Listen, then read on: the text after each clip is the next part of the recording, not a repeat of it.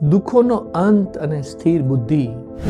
જ્યારે મન પ્રસન્ન બને ને ત્યારે આવું થાય. શું આપણે સતત ચિંતાને દુઃખોથી ઘેરાલીએ છીએ?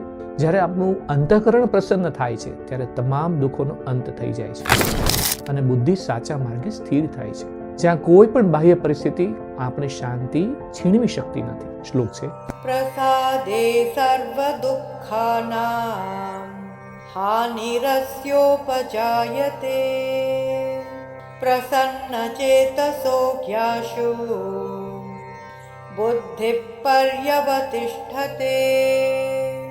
અધ્યાય 2 શ્લોક 65 શ્રી કૃષ્ણ કહે છે, અંતઃકરણની પ્રસન્નતા પ્રાપ્ત થતાં જ મનુષ્યના તમામ દુઃખો નાશ થઈ જાય છે અને એવા પ્રસન્ન ચિત્તવાળા પુરુષની બુદ્ધિ જલ્દી જ પરમાત્મામાં સર્વતો ભાવે સ્થિર થઈ જાય છે.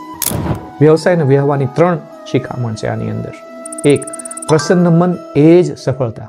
વ્યાપારમાં જ્યારે આપણું મન શાંત અને ખુશ હોય ત્યારે આપણે યોગ્ય નિર્ણયો લઈ શકીએ છીએ. આ શ્લોક આપણને શીખવે છે કે આપણી પ્રગતિનો આધાર આપણી આંતરિક સ્થિતિ ઉપર છે. 2. ચિંતા મુક્ત કાર્યશૈલી. જ્યારે બુદ્ધિ સ્થિર થાય છે ત્યારે ખોટી અપેક્ષાઓ કે ડર મટી જાય છે. આપણને સમજાવવામાં આવ્યું છે કે સાચો સંતોષ એ છે જે આપણે દરેક પરિસ્થિતિમાં આસ્થા રાખે છે. અને 3જી વાત, ઝડપી પ્રગતિ. પ્રસન્ન ચિત્તવાળા મનુષ્યની નિર્ણય શક્તિ અત્યંત તેજ, શાર્પ હોય છે. વ્યવહારમાં જો આપણે માનસિક રીતે થાકેલા હોઈશું તો નાની સમસ્યા પણ પહાડ જેવડી લાગશે. શું આપણે તમામ દુઃખોમાંથી મુક્ત થઈને મનને સ્થિર કરવા તૈયાર છીએ? જો આપણે સાચો આનંદ પામવા માંગતા હોઈએ તો કમેન્ટ બોક્સમાં આનંદ એવું લખી શકો છો.